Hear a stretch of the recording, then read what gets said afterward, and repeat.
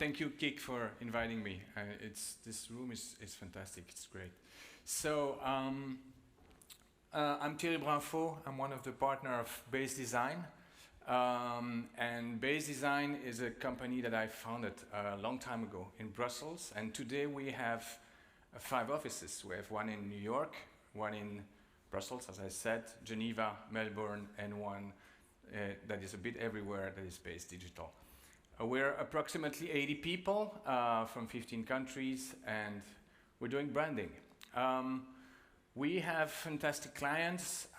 We work for small companies, medium companies, and big companies. So we have clients like Apple's or the New York Times in the US, Fondation Vuitton, Yves Saint Laurent, Dior in Paris, and here in Belgium we work for the Opera, for example, or Beaux-Arts. We work also for stars like we did the Bob Dylan Center and the Foundation for Prince in the US. But actually I won't show you any work today because for that you can go on our website that looks like this. Because I want to talk about other things that I learned through my journey with Base. And you will see also during the presentation, I don't know if there are any graphic designers here, but this is my definition of graphic design. And these are what I call the 5-minute posters. There are posters about thoughts we have in the studio and that I have, and I put on a poster in 5 minutes very quickly and put it out there on Instagram and Twitter. So the topic for today is basically how to create a studio culture. And I guess a lot of you are working in studios or in duos or in small teams or bigger teams, but I realize that we have many problems in common, and I will explain some of them that we had and how we have solved them. So to start a long time ago, this is me in the 90s with my partner Dimitri. Actually, we created the studio at school. I don't have a degree, I don't have a diploma, and Dimitri neither. So we started the studio at school. So in the 90s, so that was approximately 30 years ago. So in the 90s, I don't know if my computer looked like this. I even started to work without a computer, with only paper and, you know. So I'm that old, I'm that kind of guy. So, and if you remember, maybe some of you, we use things like a program called Quark Express, SideQuest, floppy disk, and stuff like that. This is my generation, right? So, internet looked like this, and it was very slow. So, for example, to send a poster to New York, it would take 5 hours, and we had to break the poster in 4 bits to send it over to the internet, doing these noises, if you remember. So, and then there is this place. This place is the Falstaff in Brussels. Maybe some of you know it. And this is where, around like 95, we gather with these people. And so we had the 3 people that were working in Brussels, but also Jeff from New York and Mark from Barcelona. And basically, Jeff called us and said, I want to create the same thing you have in Brussels in New York. And Mark said, I want to create the same thing you have in Brussels in Barcelona. So we drank a lot of Belgian beers, and we decided on a name that was Base at that time. And because the idea was like to have a Base Brussels, Base New York, and Base Barcelona. So, and this is how we felt at the time. It was really about, we can do everything, we're so great, we're gonna kill it. We're, you know, this energy when you are in your 30s and you're like, nobody will stop us now. So we had these 3 studios, and then quickly we created another one. Actually, Mark created another one without even telling us. Oh, I created a studio in Madrid, and then we said, oh, but we want also to be in Paris, so we created another one in Paris with other people, and so we were like in this energy of creating the future of design and branding. The problem is that we crashed that studio because these people were unable to do an invoice, for example. We forget that was also important. And then we got hit also by the financial crisis, and we were lousy managers, so we crashed that studio there.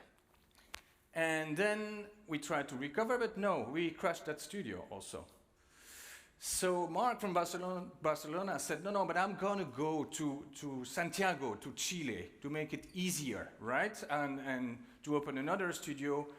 Guess what happened?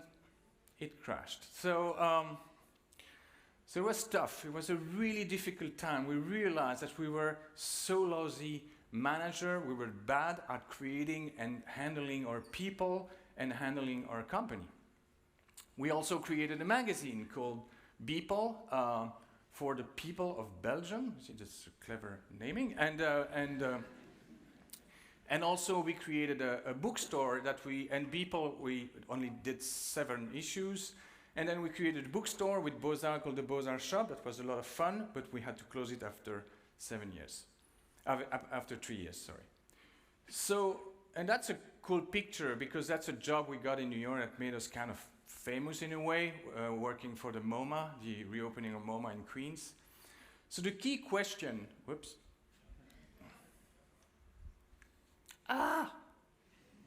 Where is it? Hold on. Sorry for this.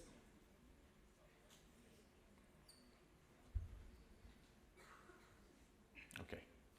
So the key question you have to ask yourself is, what is your definition of success? I put that to not forget to drink.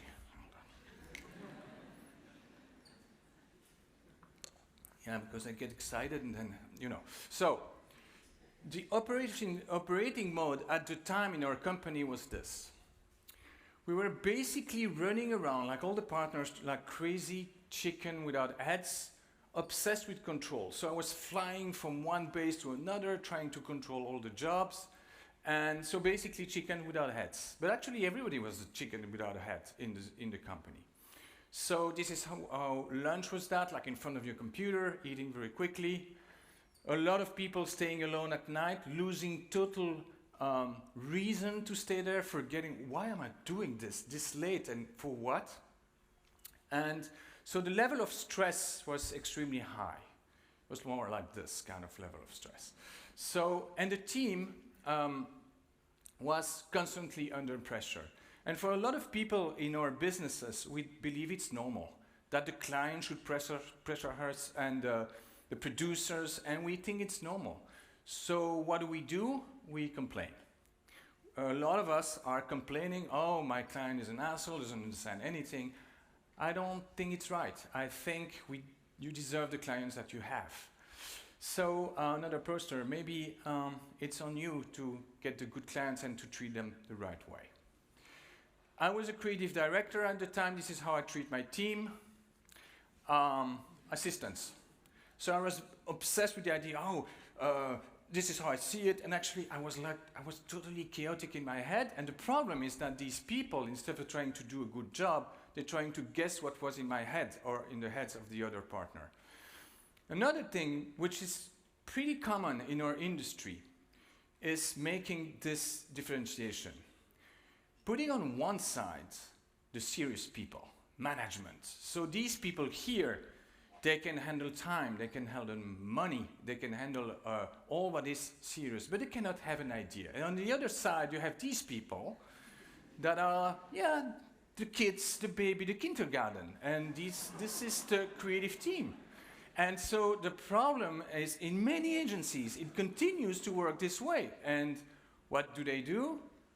These two teams fight because they cannot work well together because they have contradictory, their approaches are different. I believe it's very poor to organize your company like this. So this is another poster. Maybe we shouldn't divide people between creative and non-creative. Some creative are not creative all the time. Sometimes they have no idea. And some people that are working in management maybe can have good ideas, no? We believe it's possible. So, the week at base at the time looked like this. Total chaos. So, and then what happened when it's total chaos? The whole week, it continues at night, and then it continues on the weekends. So it was like this. That was the organization at base. And at the time, also on that, we were like, this is normal. This is like a good creative agency. We have to work all the time. We have to put pressure on everybody. And the people and everybody was like this, all these chickens without head, in every direction. So, one day, we did exchanges between the studios, and this one guy, Kimu, this Swiss guy, working in New York, came for 2 weeks in Brussels. Kimu is, by the way, today the creative director of Jordan at Nike. And one morning, I opened my mailbox, and this is what I got from Kimu. A drawing of the studio, of the Brussels studio. And in that studio, you can see there are 3 kings, the 3 partners, some children, and slaves. And actually, it was awful because he was so right. Actually, this is how we treated our teams. But I still had hope when I received this mail because I realized that we were in a company where an employee could send this drawing to his boss, which was the only good news in this mail. So the problem for all of us in this industry is that we do this.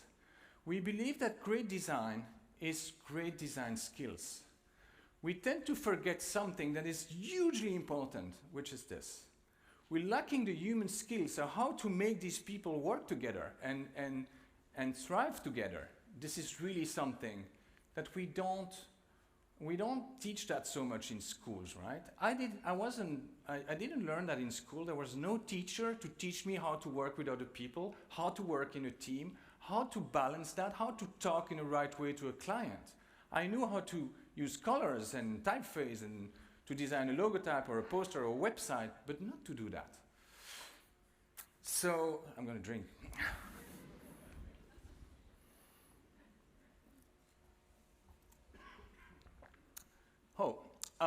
You know who is Massimo Vignelli? This is where I have to thank him and his wife, Lela Vignelli. We were invited in a talk in Toronto back in the days with Dimitri. By the way, this is Massimo, this is Lela. And he did a fantastic talk about his life and about his work, which I admire. And the talk was so cute because he was explaining 40 years of the Vignelli studio with the 2 of them, super young, arriving in New York, creating a studio, building a fantastic team and a fantastic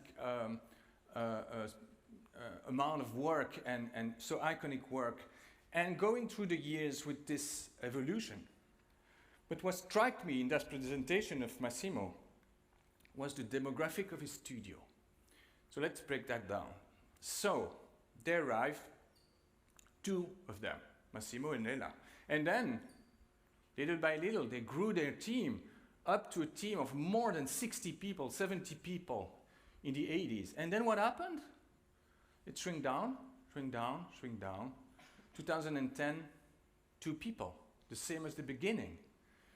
So that was a very beautiful picture of the Massimo Vignelli studio at the end of their career, end of their life. And I was with Dimitri in the audience, I was like, shit, this is us. We're going to end up, the 2 of us, and here I put Dimitri's hair on my head because I needed hair at some point. So, but basically, we were in panic. We said, this is what we're building. We're going to end up, the 2 of us, like the 2 old guys of the Muppet Show, blaming other people. This is awful. We need to do something. So we had to change, which is what we did. So we asked a coach, and we also I went to the shrink. I needed to change my way to operate, and I need to understand that. And the coach asked us, what do you want, guys? And we said, we want bass to live forever. And his answer was, guys, you're going to suffer. And we were like, why? He was right. We suffered a lot to transform our company, to transform our way of working. First of all, we had to understand all these things that are very practical, that are outside the design business, how to structure a company. So words like board of directors, executive committee, shareholders, all these things we needed to understand. We had to structure our company the right way. We also did something interesting. I did a tour of the different studios, and I did workshop with the teams because I needed to understand what the teams needed. What do they want? They are our people, and the strength of a company like us and like many creative companies is only the people. So, to my surprise, and I interviewed everyone, from management, secretaries, everyone, all the people were answering the same 4 things. First of all, they said, I want to learn every day. All of them. And they were even saying, if I keep on learning here, I would never leave that company. Well, like, shit, how do you make a company where people can learn every day? Second thing they said, I want ownership on my project. At the time we were signing base to everything, yeah, we're a group and everything. No, people need to be able to say, I did it. I did it with this team, but I did it. I own it. Third thing, they said, I want us to work like a team, as I said earlier, creative and management together, like the feeling of belonging to a group that is together. And finally, they all said, and that was way before these times now, I want more autonomy, more time, and more flexibility. So we had to change this to come to a company where you work less, you're running less like a chicken without a head, work better, learn, but also have fun, because we don't have to forget that we're spending so much time in our studio working that it has to be fun. So we had to change from this, and I had to change. So we worked tremendously on coaching and everything to change our way to behave in the studio, our way to be a boss. So trying to transform to this, to help each individual to become a better designer, a better person, and so we needed help to achieve that. And also another thing that we realized, in a lot of agencies, you tend to put people in silos, right? There's a strategist and you have departments. And we realized that we hated this idea of having departments. Of course, we have different people with different skills, but this is the kind of people we wanted to have at base. These people that are interested in everything. So that's why today we mix all the time. We have copywriters sitting next to a developer, sitting next to a designer. They need to work together. They need to learn from other people. And the simple fact of doing that is a learning experience for all of them. The team, little by little, was able to transform this into this. Like, no, now we're going to decide how we want to work here. We're going to decide how we want to interact with our clients. And for that, there's a very simple thing, is learn to say no. Learn to say no to a client that maybe you're in the beginning like you feel it here. No, it's not the right people to work with us. Or to understand that no is not a negative answer. The no and the yes, like you can say, no, I cannot present this next Thursday, but next Friday we will be better and we'll finalize this project 3 days later. So the ability to say no has become super important at base, and it's one of the key of our current success. But most importantly, we created rituals. And to build a culture, you need rituals. Every great culture is based on rituals. Think about football, sorry. There's a whole rituals. There's one referee, not 3. There's one ball, not 5 balls. 11 against 11. There's all rules. And so when you set up rituals, it helps a company culture to develop. So what would we do? Monday morning, we have what we call the challenge of the week. You can do that if you're a big company, a small company, a duo. It's really helping us tremendously. It happens Monday morning, 9:30. We gather the whole studios. In every studio, it's the same. And basically, you have to tell the other what are your 3 challenges. It can be anything. It can be also personal, but it has to be very practical. I need to finalize this presentation for Thursday, for example. So you can put 1, 2, or 3 challenges. This is simple. It's called forward visioning. Your week is going to be a chaos, so at least you know and you commit in front of your teammates, these are my 3 challenges. We have also an app in the studio that we can use. This was really helpful during the pandemic because it helped us to keep the same rituals but doing remote. The second ritual is very important. Every 2 weeks we do that. It's a creative meeting. So it's on Wednesday, 9:30 to 12, and everybody has to be there. And creative meeting, not only the creative team, everyone. So it looks like this. This is studio in Brussels, and no, it's not a group therapy. It looks like a group therapy, but it's not. So the core of the creative meeting at the beginning, is called the inclusions. So it's always led by a different person. So sometimes it's a partner, sometimes it's a manager, sometimes it's an intern. Each one on his own turn has to lead the creative meeting. And inclusion methods is basically answering these 4 questions. What is my energy today? How do I feel? And you have to be honest. You have to tell that to the rest of the team. If you fight with your partner the last night and you didn't want to come to the studio, this is the moment to say it. And this is crazy interesting on how it helps the interaction in your studio. It's really a strong tool to work together. Second thing, what happened to me since last week? What are my expectations for this meeting? What will I bring to this meeting? So this inclusion method, it's really one of the cornerstone of BASE. It's super important because it's trigger honesty. If you feel bad, just say it, and immediately people will come to help you. It's crazy good and crazy.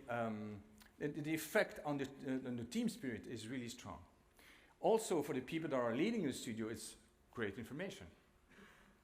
Then we have models. We can come up around a project.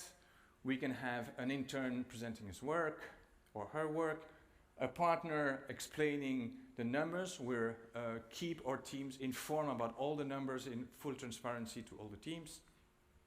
We can invite external people. This is a meeting about packaging happening on the floor.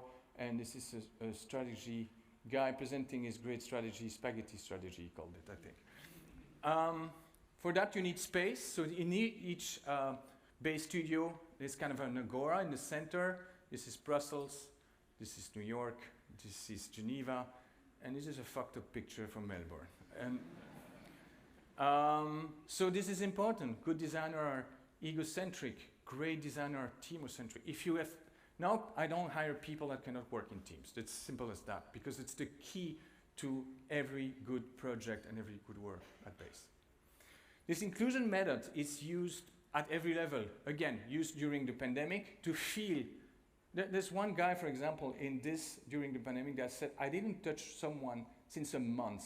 And he was really depressed. So we knew it through this method, and we could help him.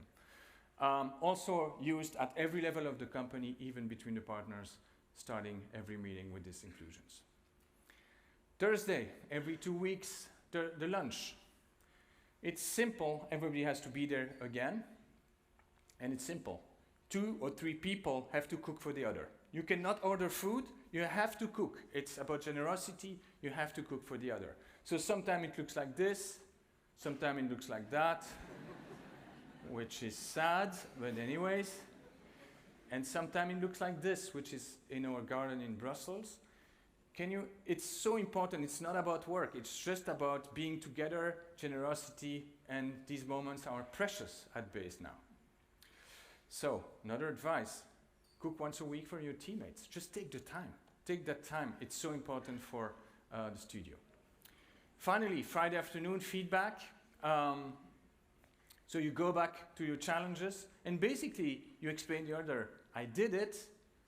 Great feeling of accomplishment. I can go on weekend. I can do other stuff. I did well.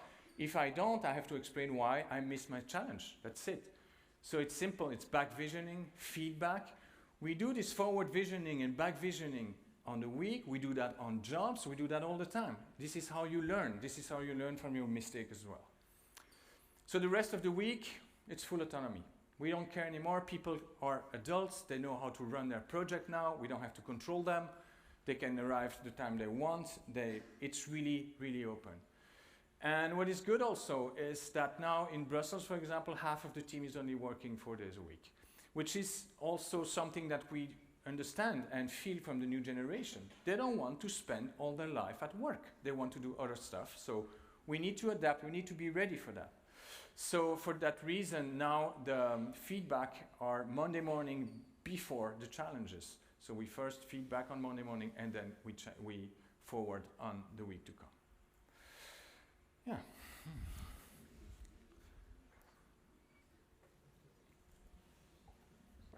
So, work less, work better, learn. We also organize something that is called the Base Plus One. We're going to restart that after the pandemic. We invite people in the studio. This is a guy that launched a street radio in Brooklyn, another guy that talked about artificial stupidity, the woman that represents Belgium at the Venice Biennale, the art director of We Transfer, a guy that was coming from Ethiopia working in fair trade coffee, and the CEO of one of the biggest press group in Belgium. So these moments are super important, and it's great because you can, of course, learn with your team, but you can also invite your clients, invite students, great energy in the studio. Base GVA launched another initiative like this called the Base Window. They have a big window on the street, and they invited artists. They currently launch a new exhibition now in Geneva with a typographer designing things, letters with laser. So this is happening almost every 2 months in Geneva. So each studio has the autonomy to create all these moments in their space. So another poster. What you need is talented people to learn from. So bring them to your space, bring them to your studio. So the base group today. So we have Brussels, we have New York, we have Base Geneva. That was created with 3 guys that worked at Base Brussels, went back to Geneva, and then called us and said, hey guys, we would like to set up a base here. So they know the culture, so it was easy also for them, and so they joined the group. Same happened with Melbourne. A guy that worked for 4 years in our New York studio was from Australia, went back with his wife to Melbourne, and then they called us and said, we would like to launch a base here. So that's how Melbourne was born. So Brussels is almost 30 years old. Melbourne is 3 years old. So we have this kind of discrepancy also that we love between the different studios. And also we have Base Digital's launched 4 years ago, which has no base. They're a bit everywhere, but all connected. And they serve all the 4 offices with their digital and tech skills and approach. So the group, we own the brand, the Base brand. We have the 2 old studios, 2 franchise, Base GVA and Base Melbourne. And for a long time, we thought we had to duplicate the model. A lot of companies in branding or advertising are duplicating exactly the same format everywhere. We realized that for us it was not the right move. Actually, we prefer to see that as the united bases of Base, like have this kind of mixed thing. And if some companies are doing it by duplicating, we don't see it that way anymore. This is how we see it now. We allow differences, like the biggest studio now is New York, and the smaller is Base Melbourne. Base Digital has no base, so we really allow all these shapes in function of what we need and what the people in the company wants. So, because we believe that each studio is unique, so we are obsessed with this unicity. We also each base evolve at a different speed. Of course, the needs of New York are not the same of Melbourne. Each city has a specific context you cannot compare. And finally, each local leadership is different, so you cannot ask to different people to behave the same way. So we are obsessed with this autonomy and the fact that each one can create a base the way they want. So it's more like now, today, like a music that each city can play with its own instrument or its own speed and tempo. What's uniting us is our culture. So 3 old dudes, the old partners, new ones that joined the partnership now. And we are organized as a co-op. So it's a total horizontal leadership. There is not a partner that has more shares than another, so one partner, one vote. So it takes more time sometimes. We have a culture of debate. We need to negotiate to get to common agreement. We love that. Every partner owns all studios, so it means that you have all interest that the other studio is succeeding, so there's no competencies between the studio. All partners must be active, and finally, it's an easy in and out fee. If you want to leave base, it's easy. If you want to step in, it's easy. So in each city, we grow with our basers. For example, here in Brussels, Lola entered as an intern 9 years ago. She's my boss now. She's 31. So we love this idea that people can use base to grow and to learn on their side. So the future of the base partner table, something like this, where basically we don't have to forget that designing together, it's playing together, it's really have fun, and this is very important to us. Whoops.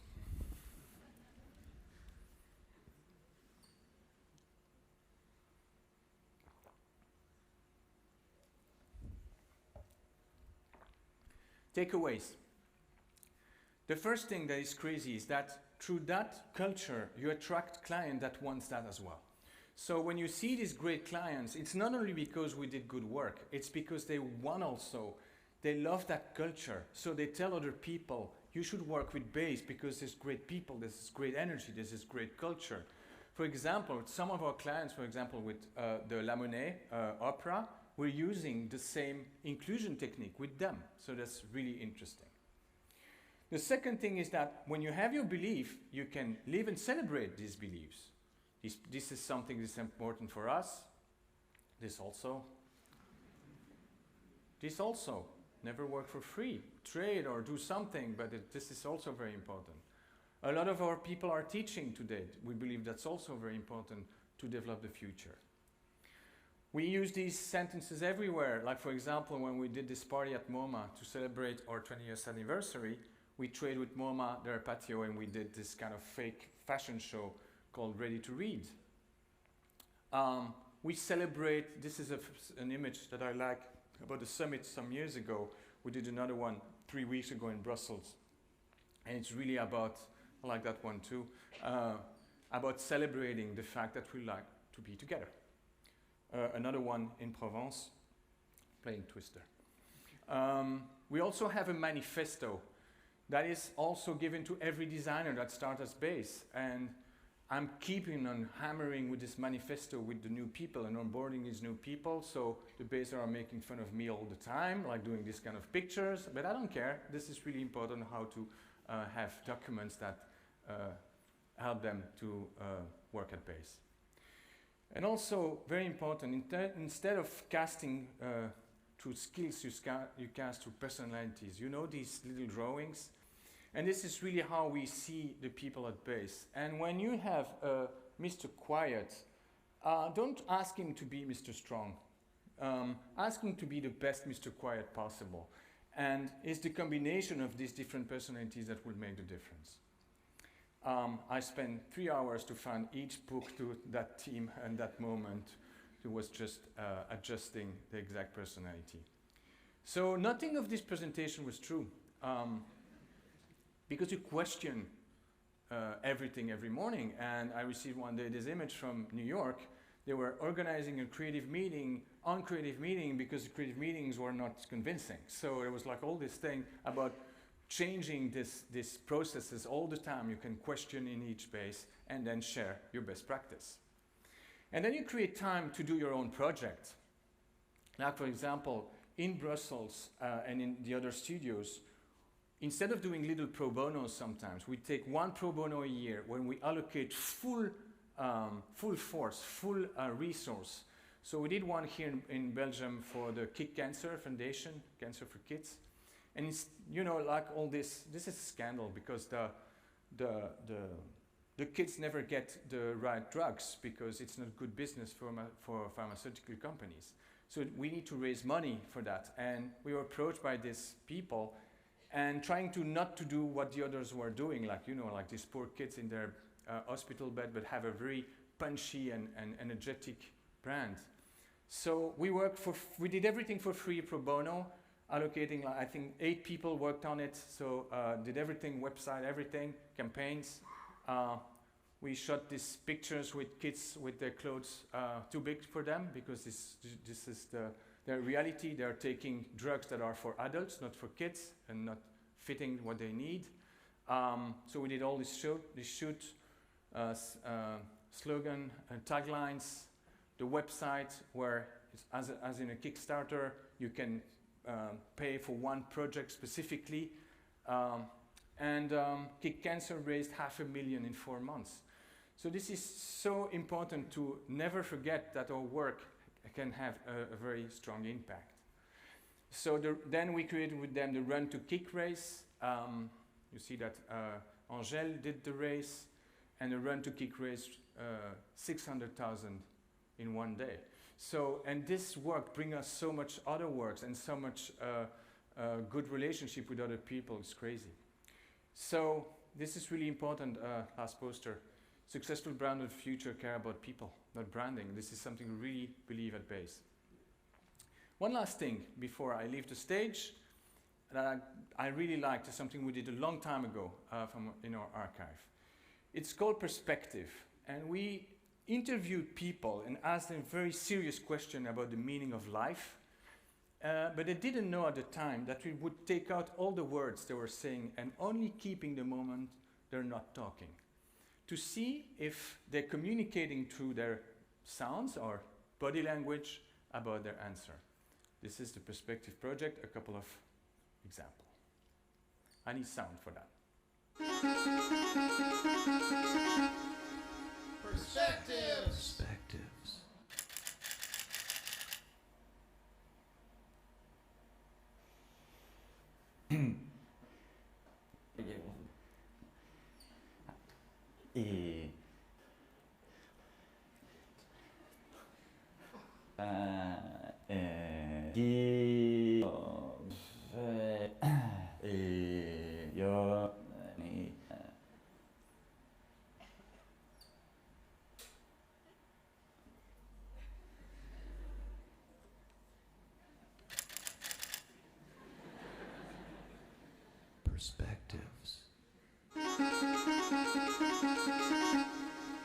Perspectives.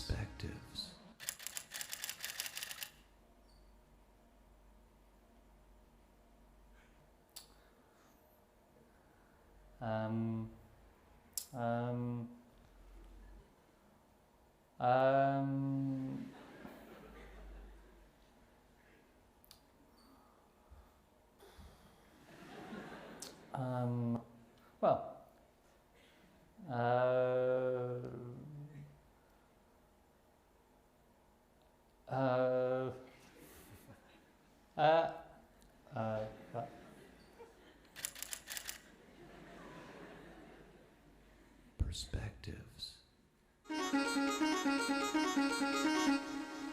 Perspectives. Perspectives.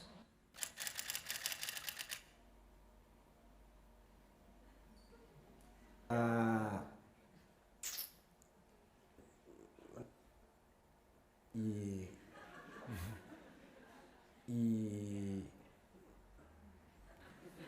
Perspectives. Perspectives.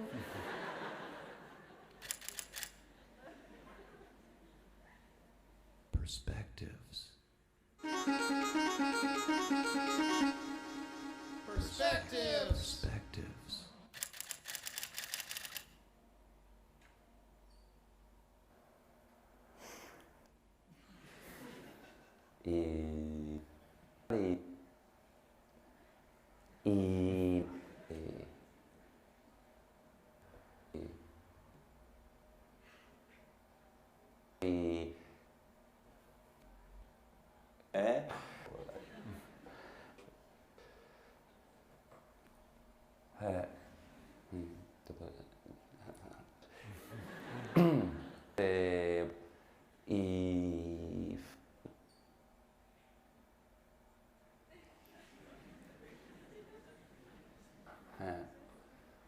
Sí, pues, bueno, ¿me explico? Perspectives. I thank you.